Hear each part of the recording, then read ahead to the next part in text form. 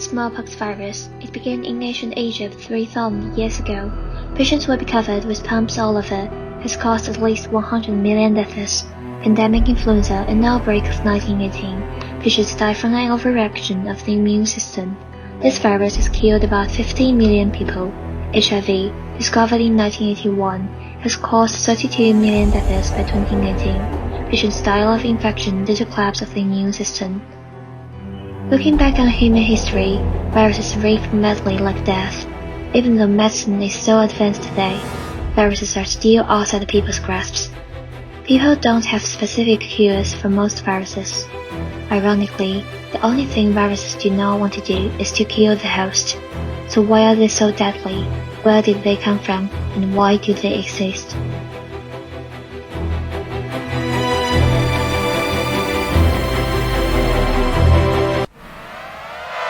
Since the Big Bang, all particles are constantly spreading around, until spread evenly throughout space.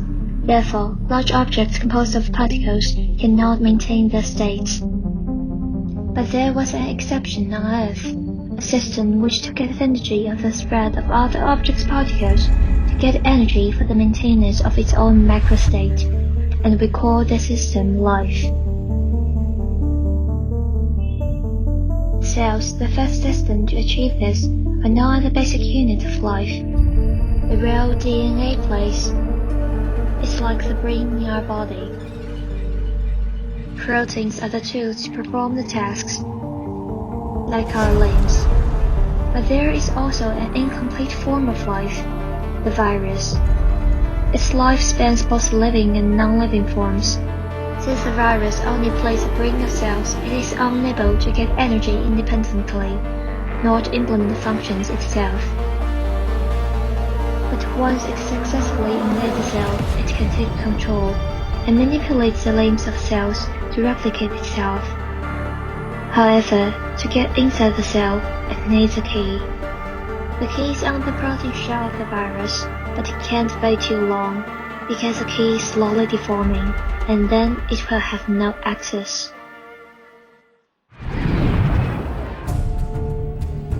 In the winter of 2019, a new type of coronavirus appeared. They are lucky. They go airborne and transmit between humans.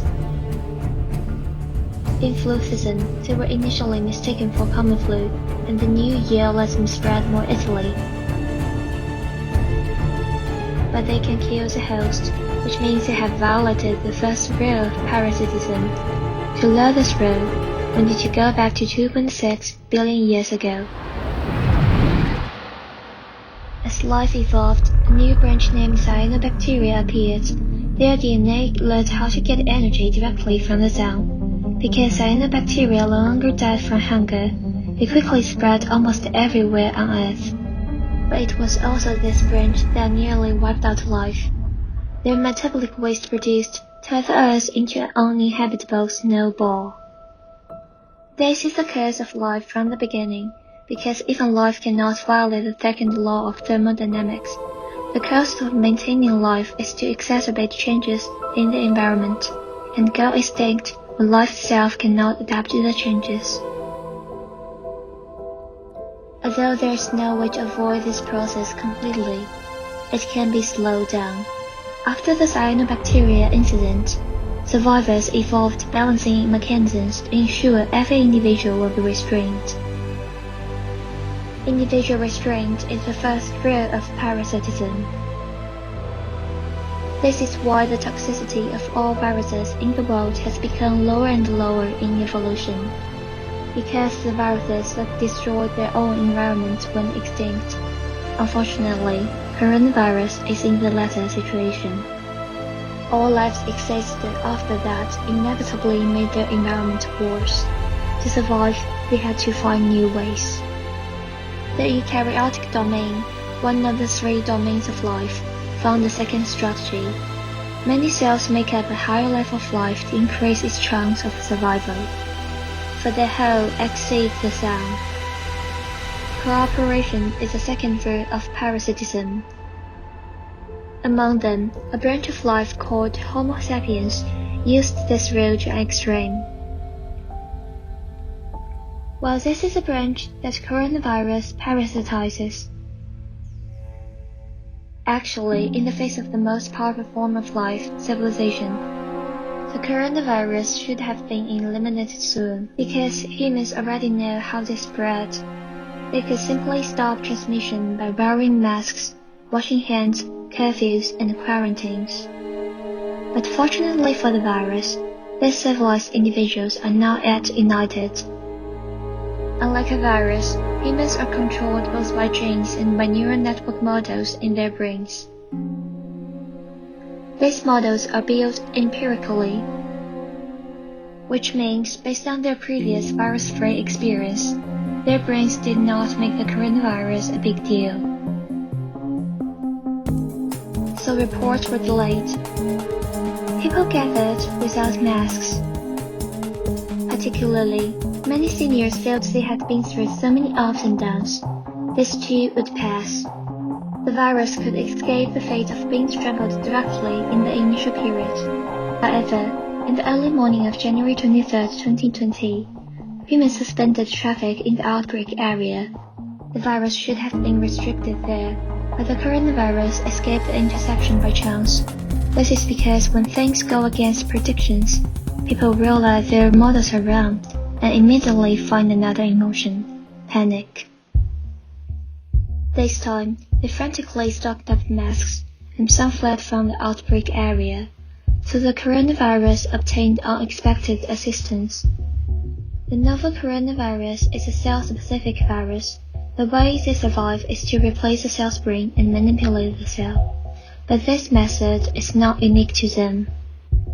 There are also individual viruses that follow the same survival pattern. They manipulate the individuals by replacing the original models in the individual's brains. Every individual's brain has a protective mechanism that we call stubbornness. But panic means that the brain has denied its model and removed its protective mechanism. At the same time, there is an urgent need for a new model that explains the phenomenon, which also gives the individual virus a chance to enter the brain. Whatever rumor about suppression of the virus appears, people will be more likely to believe. Individual viruses are not limited to these forms. Conspiracy theories are the best way to attack the brain using panic, because the essential goal of the brain is to satisfy its emotional needs. The authenticity of the new model is disregarded. Some Chinese claim the virus was made by America, and some Americans claim the virus was made by China. These conspiracy theories gain trust by giving people a sense of control. In turn, some people began to doubt their own countries, thinking their governments are hiding the truth. At the same time, the coronavirus spread worldwide, arousing the attention of all humans. However, seeing the severity of the situation, the first thing most people do is to blame others, hoping to ascribe it all to someone.